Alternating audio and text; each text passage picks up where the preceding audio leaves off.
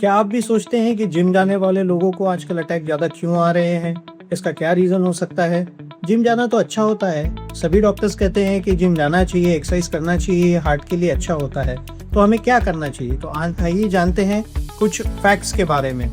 Gym में attack आने के सबसे कॉमन कॉज होता है कि हमें अपने नंबर्स पता नहीं होते। जब भी कोई इंसान जिम ज्वाइन करता है तो उन्हें अपने ब्लड प्रेशर के बारे में पता नहीं होता है, वो शुगर के मरीज़ है कि नहीं है ये पता नहीं होता है, उनका कोलेस्ट्रॉल लेवल क्या है ये पता नहीं होता है। तो ये सबसे पहले हमें जानना ज़रूरी है कि हमारे ये लेवल्स कैसे हैं, नॉर्मल है या अबनॉर्मल है।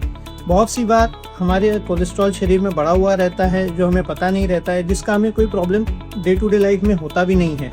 इसके वजह से धमनियों में कोई माइनर ब्लॉकेजेस डेवलप हो जाते हैं, जैसे 20%, 30%, 40%, जो रूटीन कामों में कभी कोई प्रॉब्लम नहीं देते हैं। बट ऐसे ही लोग जब सीवियर एक्सरसाइज करते हैं, स्ट्रेनियस एक्टिविटीज़ करते हैं जिम में, तो ये प्लाक्स रप्चर होने के चांसेस बहुत ज़्यादा बढ़ जाते हैं। और ये जब प्लाक रप्चर होते हैं तो वहाँ पे ब्लड थ्रोम्बस बन जाता है और पेशेंट को मैसिव अटैक आ जाता है और उनकी मौत हो जाती है।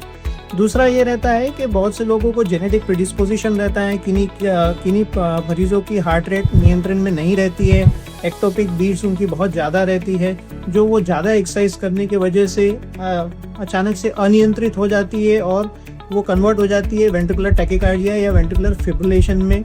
उसके वजह से लोगों को मैसिव कार्डियक अरेस्ट होता है और मरीजों की जान चली जाती है। तो ऐसे इसमें हमें क्या करना चाहिए जिससे हम सेफ रहे और कार्डियक पॉइंट ऑफ व्यू से हमें इसके लिए आगे क्या करना चाहिए? तो हमें बेसिक जो टेस्ट है बेसिक रूटीन टेस्ट हमें पता रहने चाहिए, हमारे नंबर्स हमें पता रहने चाहिए, हमारा ब्लड प्रेशर कितना है, शुगर्स कितनी है, हमारा कोलेस्ट्रॉल लेवल कितना है, और हार्ट की कुछ बेसिक टेस्ट ये हमें कराते रहना चाहिए, जिससे हमें ये पता चले कि कहीं इसमें कोई गड़बड़ तो नहीं है जिससे हम हार्ट डिसीज़ के लिए आगे प्रोन हैं। Thank you.